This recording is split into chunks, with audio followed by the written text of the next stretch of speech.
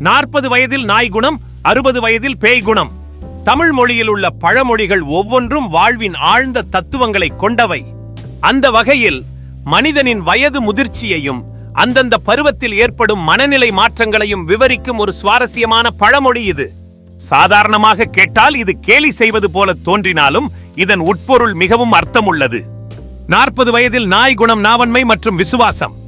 40 வயது என்பது ஒரு மனிதன் தன் வாழ்க்கையின் மத்திய பகுதியில் பொறுப்புகள் நிறைந்த கட்டத்தில் இருக்கும் காலம். ஒரு நாய் எப்படி தன் எஜமானுக்கு விசுவாசமாக இருக்குமோ அதுபோல 40 வயதை எட்டியவர் தன் குடும்பம், பிள்ளைகள் மற்றும் சமூகத்திற்காக தன்னை அர்ப்பணித்து உழைப்பார். சிலர் நாய் குணம் என்பதை நாவன்மை, பேச்சாற்றல் என்று பிரிக்கிறார்கள். அதாவது 40 வயதில் அனுபவ அறிவு பெருகி எதையும் சாதுரியமாக பேசும் திறன் கொண்டிருப்பார்கள்.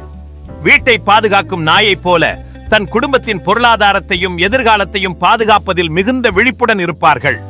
60 வயதில் பேய் குணம், அதாவது பற்றற்ற நிலை மற்றும் அரிய குணம். 60 வயது என்பது பணி ஓய்வு பெற்று உலகியல் பந்தங்களில் இருந்து விலகத் தொடங்கும் காலம். இப்பழமொழியின் உண்மையான வடிவம் 60 வயதில் அரிய குணம் என்பதாகும். 60 வயதை கடந்தவர்கள் நீண்டகால அனுபவத்தால் மிகுந்த தெளிவும் மற்றவர்களுக்கு வழிகாட்டும் அரிய பண்புகளையும் பெற்றிருப்பார்கள். பேய்க்கு என்று வீடு, வாசல் போன்ற உலகியல் ஆசைகள் இருக்காது.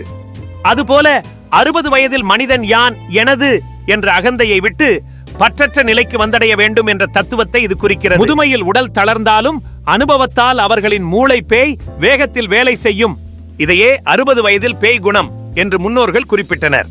பல இடங்களில் இந்த பழமொழி 60 வயதில் சேய் குணம், குழந்தை என்றும் பயன்படுத்தப்படுகிறது.